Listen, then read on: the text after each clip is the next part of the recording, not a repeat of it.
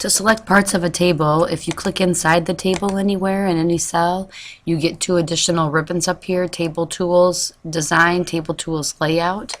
If you click on Table Tools Layout, when you're inside of the table somewhere, like I'm right here in this cell, I can choose to select, and then I can select the cell, and that's what that looks like, or I can select the column, or I can select the row, or I can select the entire table.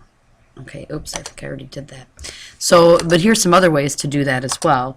If you're down here, you get the black arrow, you can click, that selects a column. If you come out here to the left and click, that selects a row. And if you double click, or if you're inside of a cell and you get the black arrow that looks like this and click, that will select the cell. And to select the entire table, if you just click this 4-headed arrow box up here, that selects the entire table, including the row markers at the end. To adjust the column width, you can do that a couple different ways. You can click inside the column and go to Table Tools Layout, and right here is cell size, and you can increase or decrease the row height and the column width if you'd like, or you can click Auto Fit. Auto Fit to Window spreads it out. Auto Fit Contents combines it so it's only, the columns are only as wide as the widest item in the column, like this column's computer, so it's only as wide as that word. Or you can do fixed column width as well. I'm going to do Auto Fit Contents, Auto Fit to the window. Okay, another way to auto fit, you can point here between the columns, you get a double-headed arrow that looks like this. Double click, and that will auto fit as well. The thing you have to be careful about, though, make sure you don't have anything selected. If I have this cell selected and I have this double-headed arrow and I double click, it will only change it for, you know, a cell, and then your table gets all messed up. So if that ever happens, just click undo and then click one time, make sure nothing is selected, then get the double-headed arrow and double click. And to center table horizontally, again, you don't want to click and drag to select the cells and then click center, because if you do that, it only centers the contents of the cell. Okay, to center the table, you want to click, select the entire table, including the markers, which, by the way, to see the markers, turn on your show hide. Okay, then click center. There's left, center, and right, center. That will move the horizontal position of the table.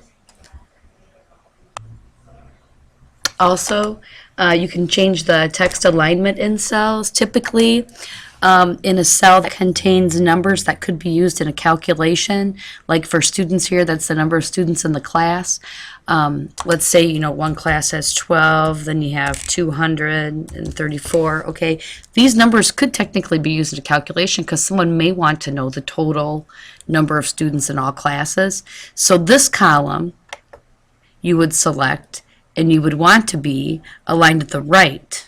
Okay, so I come up here to home, in the paragraph section, this is the right alignment button, I click right. So numbers that could be used in a calculation are aligned at the right.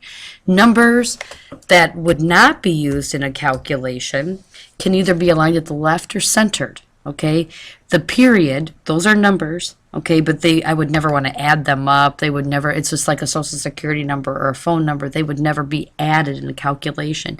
And since they're all equal width, I think it would look better instead of being left aligned in this column if this column was centered. That looks better. Okay, also, typically, I'm going to come out here and select this row. Column headings are typically centered and in bold, typically. Okay, words are usually aligned at the left.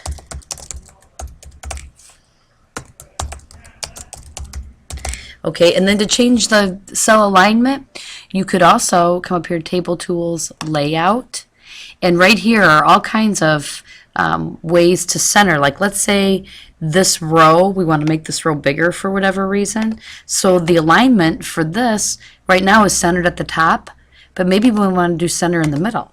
That looks better. Okay, here's another option, text direction.